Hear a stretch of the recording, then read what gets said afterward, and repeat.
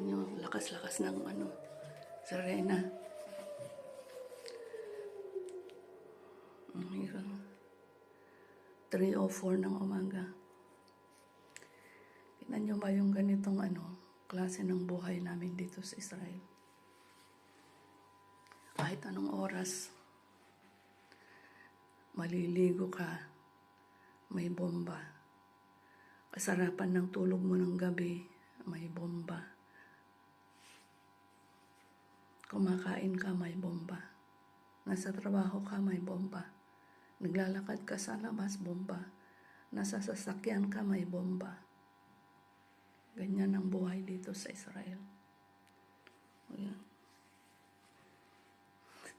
Kanina kasarapan pa ng aking tulog. Hindi ko alam kung anong gagawin ko kasi nananaginip pa lang ako. Hindi ko pa alam kung anong gagawin ko. Tapos nung naalimpungatan na ako, sabi ko, ay may bomba pala. Hindi ko pa alam kung tatayo ako o hindi. Pero nyo yan, nung klase ng buhay namin dito sa Israel. Diyan kaya galing yung bomba na yan. Sa Yemen kaya ulit.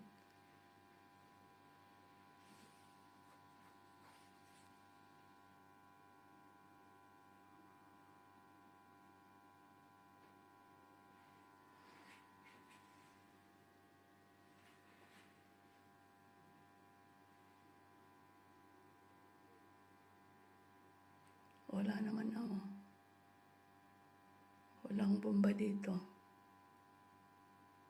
Pero sigurado sa mga sa ibang lugar.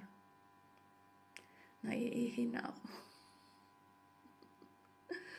Pag ganito kasi, pag once na nag-stop na yung sirena, hindi pwede na babalik ka o lalabas ka. Maghintay ka pa ng ilang minuto.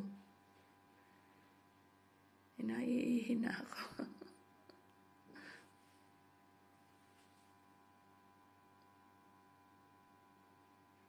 Lalabas na talaga.